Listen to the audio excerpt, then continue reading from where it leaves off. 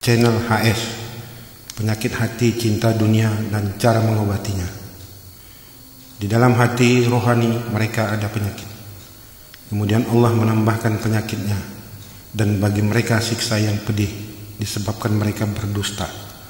Quran Surat Al-Baqarah 10. Assalamualaikum warahmatullahi wabarakatuh. Selamat bertemu kembali para pemerhati channel HS yang budiman dan berakhlak mulia. Semoga saja setiap saat dan setiap waktu hati kita selalu berkekalan untuk mengingat Allah sebagai rasa syukur yang nyata, dan tidak hanya syukur sebatas ucapan di bibir saja tanpa dibarengi hati mengingatnya, di mana kita setiap saat dan setiap waktu selama hayat di kandung badan terus menerus menikmati rahmat, karunia dan kasih sayang serta kesehatan plus perlindungan darinya yang tidak pernah putus. Kemudian marilah kita sampaikan salawat dan salam kepada Nabi besar kita, Nabi Muhammad SAW. Semoga kita memperoleh syafaatnya di kemudian hari. Amin.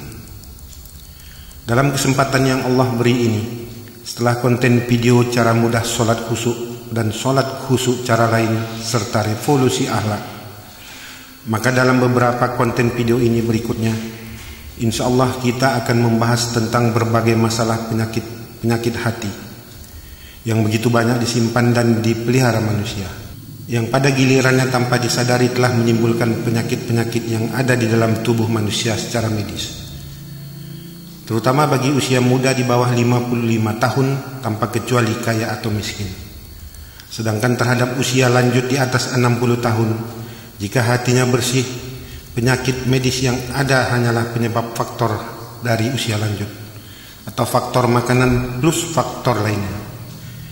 Dalam video ini saya hanyalah sekedar mengingatkan saja dan bukan sebagai ahli, karena saya bukan ustadz atau ulama yang lebih rinci dan lengkap pembahasannya, melainkan agar kita ini dapat mengoreksi diri masing-masing, kemudian memahaminya dan dapat dipraktikkan bagi mereka yang mendapat ridho dan hidayah Allah guna memperbaiki diri. Maka untuk itulah channel HS mencoba memberikan suatu solusi atau jalan keluar, bagaimana cara kita untuk mengobati masalah penyakit hati tersebut. Asal muasal penyebab penyakit hati atau ruhani. Pada dasarnya manusia itu diciptakan Allah Subhanahu wa Ta'ala adalah makhluk yang terbaik dan paling sempurna bila dibandingkan dengan segala makhluk ciptaan Allah yang lainnya. Sebagaimana dijelaskan dalam Al-Quran, sesungguhnya kami telah menciptakan manusia dalam bentuk yang sebaik-baiknya.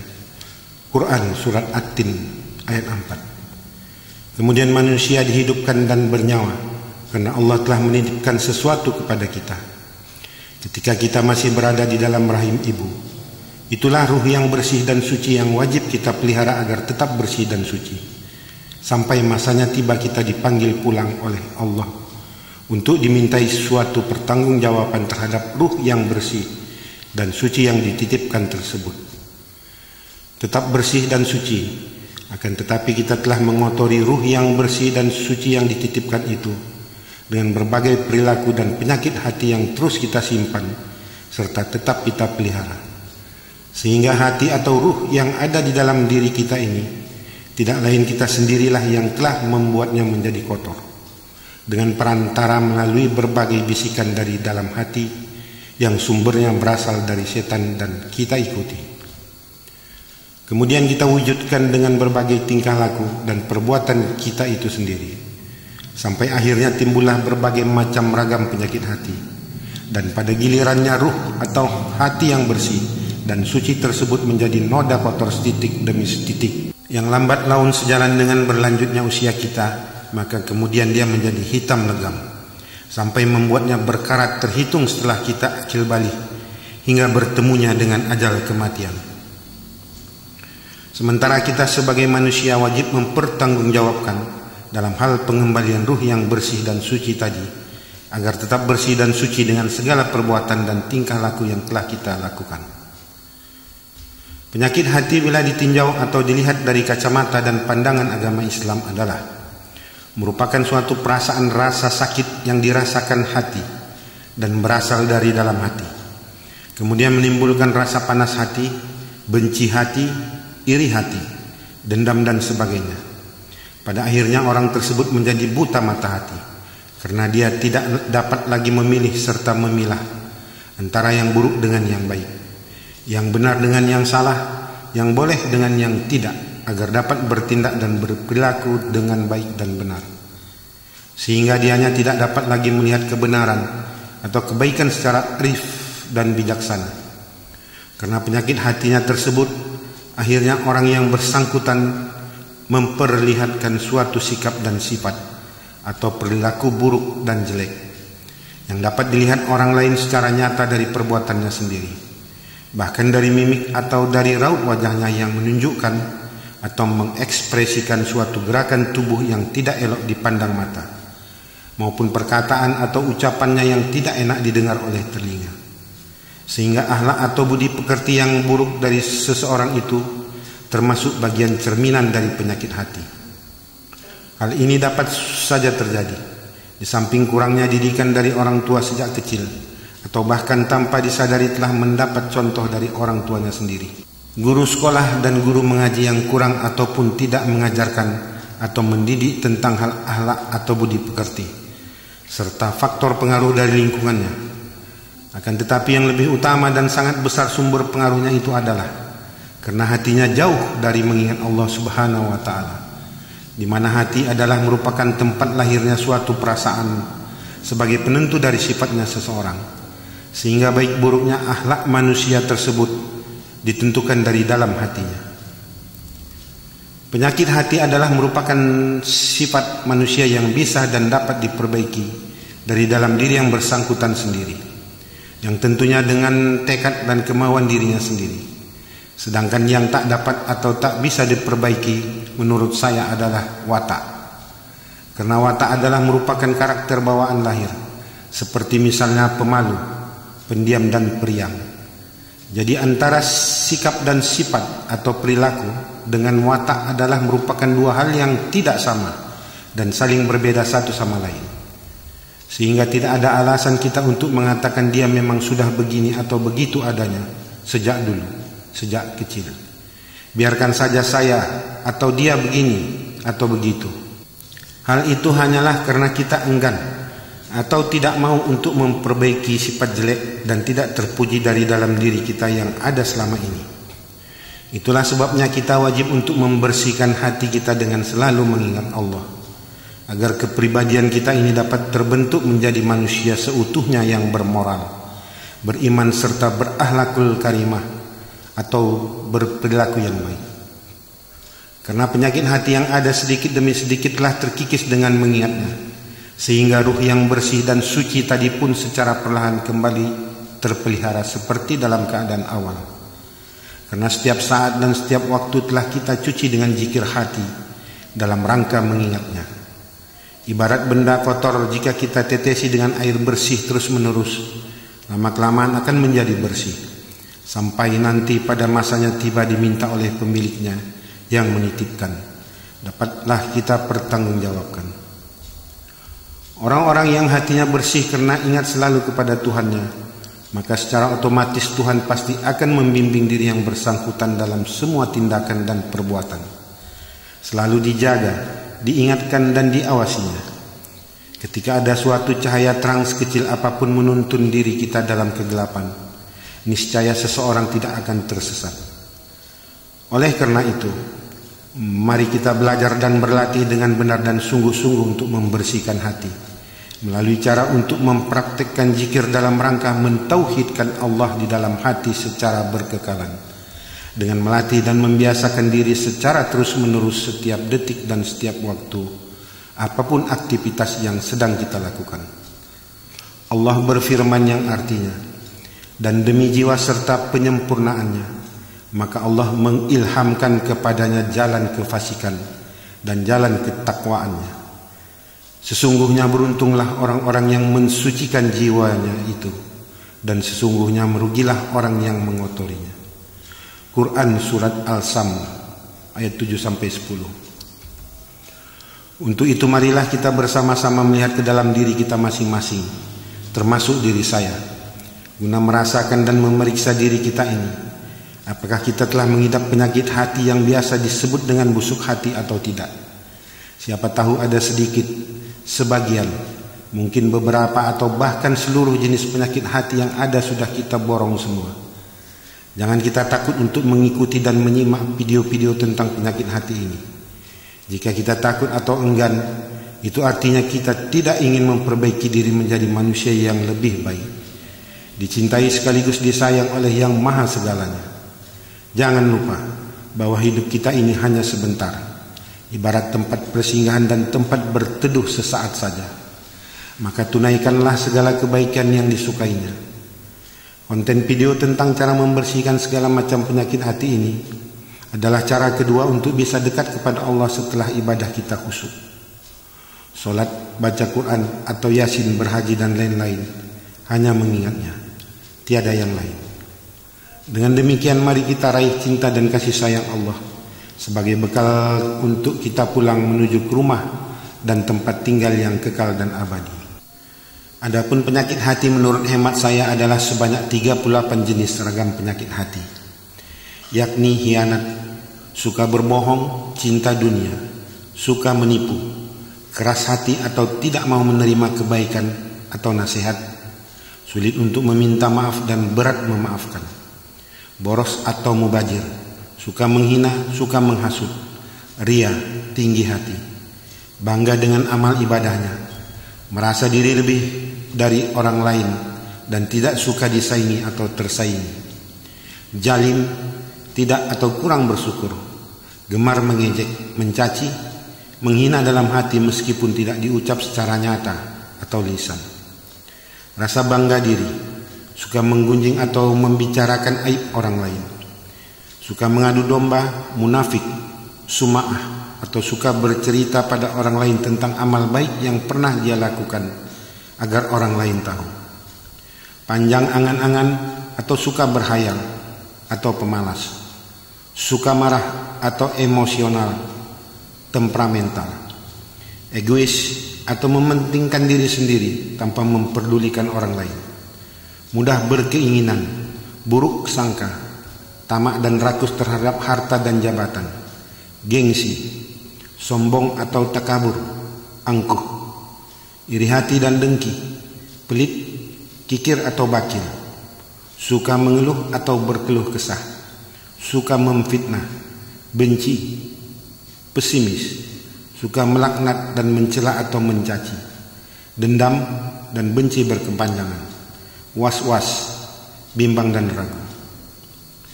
Dan penjelasan serta penjabarannya untuk yang pertama kali di bawah ini adalah tentang penyakit hati cinta dunia, yakni sebagai berikut. Penyakit hati cinta dunia. Orang yang menyimpan penyakit hati cinta dunia atau hubud dunia adalah merupakan suatu jenis penyakit hati dengan niat dan keinginan hatinya yang berlebihan terhadap sesuatu. Terlalu ambisi untuk menyukai dan mencintai segala sesuatu hal yang sifatnya kebendaan atau bahkan makhluk hidup, yang tentu menurutnya dapat memberikan dia suatu kesenangan dan kepuasan serta kenikmatan terhadap diri dan hatinya atas benda atau makhluk tersebut. Orang yang berpenyakit hati ini sangat gemar sekali mengumpulkan yang sifatnya berlebihan dan bukan untuk usaha atau bisnis, harta yang banyak, semisal banyak rumah, banyak mobil, banyak tanah dan lain-lain yang melebihi dari kebutuhannya. Bahkan terhadap makhluk hidup seperti burung yang pandai bernyanyi dan berkicau, atau binatang peliharaan lain-lainnya. Dengan catatan meskipun dia harus beli dengan harga yang mahal, dia akan merasa senang dan sangat puas apabila dapat menunaikan keinginannya, daripada ia bersedekah atau membantu keluarganya sendiri yang patut dibantu, atau menolong orang yang tidak mampu dan yang membutuhkannya. Pada sisi lain yang juga dapat dan banyak terjadi bagi orang yang tidak atau belum mampu, saking ambisinya, tamak, cinta dan kuatnya nafsu keinginan dunia untuk dapat memiliki sesuatu, sedangkan dia sendiri menyadari bahwa dirinya belum dan tidak mampu untuk memiliki dan melakukan itu, maka ia pun akan mengambil jalan pintas dengan berhutang kepada orang lain, melakukan korupsi, bahkan mencuri atau merampok dan menipu, agar dia segera dapat memiliki serta memenuhi keinginan hatinya.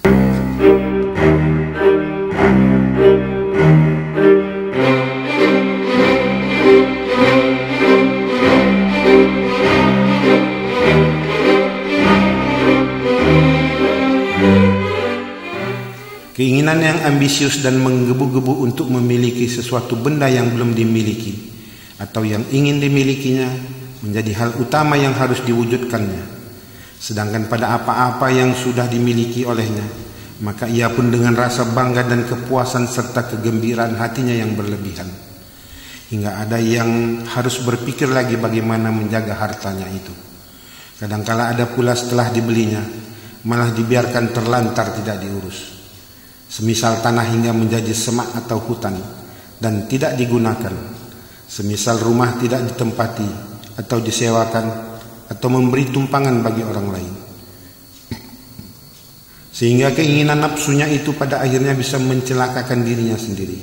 Sebagaimana Rasulullah SAW dalam hadisnya bersabda, termasuk golongan bencana atau kecelakaan itu adalah 4 macam hal, yaitu kekerasan hati hingga enggan menerima kebenaran, kebekuan mata sehingga tidak bisa melihat serta memikirkan apa-apa yang benar, tamak atau loba pada kekayaan dunia, serta panjangnya angan-angan, yakni menginginkan ini dan itu tetapi tidak disertai dengan usaha. Jika harta benda yang dicintainya tersebut rusak, hilang atau musnah dan lepas dari dirinya, maka orang yang berpenyakit hati ini ia akan menjadi syok berat yang diiringi dengan penyesalan dan kemarahan yang sangat mendalam seperti tak berkesudahan. Bahkan rasa penyesalan terhadap dirinya sendiri tak henti-hentinya dia bahas dan dia ceritakan kepada orang lain. Allah telah berfirman yang artinya, sesungguhnya janji Tuhan adalah hak dan benar. Jangan sampai engkau terbujuk oleh kemilaunya sinar kehidupan duniawi, dan jangan sampai engkau tertipu oleh penipu-penipu, yakni setan dan hawa nafsu. Quran Surat Luqman ayat 33. Sifat penyakit hati ini telah nyata-nyata dapat melalaikan diri yang bersangkutan sendiri dari mengingat Allah. Rasulullah SAW pernah bersabda yang artinya, cinta kepada dunia merupakan pangkal segala kesalahan. Hadis riwayat Ibnu Abi Ad-Dunya dan Baihaqi. Dan berhati-hatilah bahwa penyakit hati cinta dunia ini dapat menularkan berbagai bentuk penyakit hati lain sebagai pendukung atau efek sebelum atau sesudah terlaksana penyakit utama yang dimilikinya, seperti kikir, pelit atau bakil, ria, sombong, angkuh takabur, tamak dan rakus terhadap harta dan jabatan, tidak atau kurang bersyukur, merasa diri lebih dari orang lain, mudah berkeinginan, rasa bangga diri, menipu, egois serta gengsi. Cara mengobatinya telah banyak dijelaskan di dalam Al-Quran, bahwa di dalam setiap ruhani atau hati manusia itu memiliki penyakit hati atau jiwa. Adapun salah satu yang diungkapkan di dalam Al-Quran sebagaimana Allah telah berfirman, yang artinya, di dalam hati atau ruhani mereka ada penyakit, kemudian Allah menambahkan penyakitnya, dan bagi mereka siksa yang pedih disebabkan mereka berdusta. Quran Surat Al-Baqarah ayat 10. Penyakit hati inilah yang selalu mengikat dan merantai kita, sehingga merasa enggan dan malas untuk dekat kepada Allah. Jika kita dapat membebaskan diri dari berbagai bentuk penyakit-penyakit hati itu, maka menjadi lapanglah hati kita. Sebagaimana Allah berfirman yang artinya, dan kami turunkan dari Al-Quran suatu penawar berupa penyembuh dan rahmat bagi orang-orang yang beriman. Quran Surat Al-Isra 17 ayat 82. Dan wahai manusia, sungguh telah datang kepadamu pelajaran berupa Al-Quran dari Tuhanmu sebagai penyembuh penyakit yang ada dalam dada dan petunjuk serta rahmat bagi orang-orang yang beriman. Quran Surat Yunus 10 ayat 57. Sehingga kita pun merasa tentram, tenang dan damai, tidak resah, tidak susah dan tidak gelisah, karena kita telah dekat serta ingat dengan Sang Maha.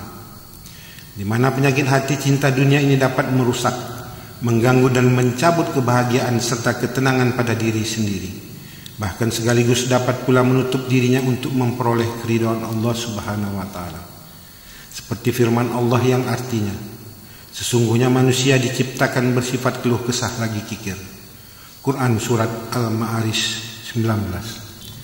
Serta firman-Nya, dan sesungguhnya kami telah mengulang-ulangi bagi manusia dalam Al-Quran ini bermacam-macam perumpamaan, dan manusia adalah makhluk yang paling banyak membantah. Quran Surat Al-Kahfi 54. Maka mulai hari ini berpikirlah sendiri dalam satu jenis penyakit hati dengan suatu kali niat ambisi saja. Itu artinya kita telah mengotori hati atau ruh yang bersih dan suci, setitik demi setitik hingga menjadi berkarat sampai ajal menjemput, sembari terus akan tetap berlanjut jika tidak segera kita rontokkan. Belum lagi penyakit hati lainnya sebagai pendukung atau efek penyakit cinta dunia yang telah mengiringinya. Sementara ruh itulah yang akan kita bawa pulang nanti, dan kelak kita pertanggungjawabkan di hadapan Allah. Adapun cara membersihkan hati kita dari penyakit hati tersebut adalah dengan dua pola, yakni secara syariat dari diri sendiri dan hakikat atas pertolongan Allah sebagai berikut. Secara syariat: 1. Tanamkan kemauan yang kuat, benar-benar dan dengan sungguh-sungguh dari dalam diri Anda sendiri untuk mengobatinya. Karena orang yang menyimpan penyakit hati cinta dunia ini adalah hanya merupakan suatu niat dan keinginan hati yang terlalu berlebihan terhadap sesuatu, yang pastinya keinginan yang ada dalam hatimu itu dapat saja Anda kendalikan dengan niat dan tekad Anda sendiri. Karena tidak akan ada orang lain yang dapat menolong kecuali diri Anda sendiri. 2. Jauhkanlah niat dan hati Anda dari keinginan-keinginan yang berlebihan dan hanya menurut Anda sendiri dapat memberikan suatu kesenangan dan kepuasan hati terhadap benda atau makhluk tersebut, padahal tidak. 3. Tepiskan nafsu Anda dari keinginan yang menggebu-gebu untuk memiliki sesuatu benda apapun yang tidak dimanfaatkan atau tidak sesuai kebutuhannya dan atau dimiliki secara berlebihan. 4. Buanglah kecintaan diri Anda yang berlebihan terhadap benda-benda.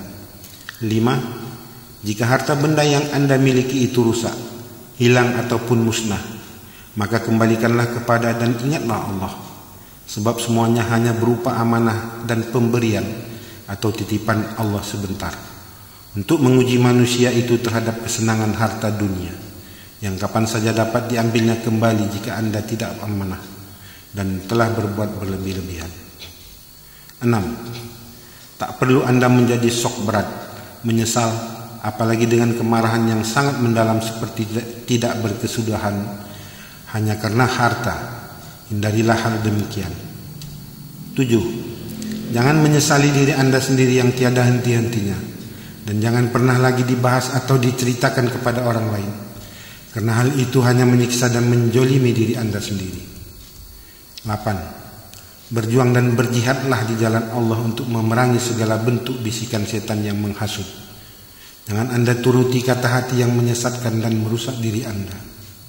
9. Perbanyak bersedekah dan membantu keluarga Anda sendiri atau menolong orang yang tidak mampu dan yang membutuhkan. Lakukan dengan ikhlas karena Allah. 10. Perbaikilah akhlak Anda jika selama ini dirasa kurang baik, agar dapat beralih kepada sifat yang akhlakul karimah. Jika Anda berniat mencari contoh pola akhlakul karimah, bisa Anda lihat pada channel HS konten Revolusi Akhlak bagian 1 sampai 9e. 11. Satu hal yang perlu kita ingat, kita tidak pernah tahu sampai berapa usia kita, dan kita tidak pernah tahu kapan ruh kita akan dicabut. Sebagai bekal kita untuk pulang, yang kita bawa adalah ruh yang suci dan bersih dengan segala perbuatan baik untuk menghadap Allah yang Maha Suci itu, sebagai pertanggungjawaban ketika kita berada di hadapannya. Dan tidak ada satupun harta benda yang bisa kita bawa. Maka mulai hari ini, mari kita perbaiki diri kita sendiri. secara hakikat. 12. Penyakit hati cinta dunia itu telah menjauhkan dan melalaikan diri Anda sendiri dari mengingat Allah, seperti ungkapan Syekh Ibnu Athaillah As-Sukandari. Orang yang lalai kepada Allah dengan kelalaian yang sangat memuncak, orang itu sangat kuat inderanya sehingga mata hatinya tidak bersinar. Maka dia selalu melihat kebaikan itu datangnya dari makhluk, bukan dari Allah penguasa sekalian alam. Jika yang demikian itu berupa itikad, maka syiriknya sudah jelas, berarti dia termasuk ke dalam golongan orang musyrik. Tetapi kalau yang demikian itu adalah hanya sandaran saja, artinya pemberian kebaikan itu adalah Allah, maka syiriknya termasuk samar. 13. Jaga hati Anda dengan zikir hati atau qalbu setiap saat seiringan dengan turun naiknya napas Anda. 14. Praktekkan, biasakan dan terapkanlah berzikir mentauhidkan Allah di dalam hati Anda terus-menerus, setiap saat dan setiap waktu secara berkekalan di dalam hati. Untuk caranya Anda dapat menyimak channel HS dalam konten video solat khusyuk cara lain, revisi singkat cara mudah solat khusyuk atau cara mudah solat khusyuk bagian 3. 15. Jika Anda telah menerapkan hal-hal di atas, maka metode yang paling ampuh dan lebih utama serta paling kuat efek dan pengaruhnya adalah dengan berzikir mengingat Allah. Dengan Anda selalu mengingatnya, insya Allah segala macam penyakit hati Anda termasuk penyakit hati yang telah mengikutinya secara perlahan akan terkikis hilang, dan hati atau ruh Anda bersih kembali, serta atas izin Allah pula penyakit dalam tubuh Anda juga akan ikut berangsur sembuh. Amin. Terima kasih. Ikuti dan simaklah semua video tentang penyakit hati ini. Insya Allah Anda pasti akan berhasil jika bersungguh-sungguh. Dan sebagai manusia yang tidak mengerti dan tidak mengetahui apa-apa atas segala sesuatu ketidaksempurnaan, kelemahan dan kekeliruan serta kesalahan yang saya sajikan, mohonlah dapat kiranya dimaafkan. Dari dalam hati kecil rasanya saya ingin menyajikan sesuatu yang sempurna, namun keterbatasan diri jualah yang tak mungkin dapat melampaui sesuatu di luar garis kemampuan saya sebagai manusia lemah. Semoga bermanfaat. Wassalamualaikum warahmatullahi wabarakatuh.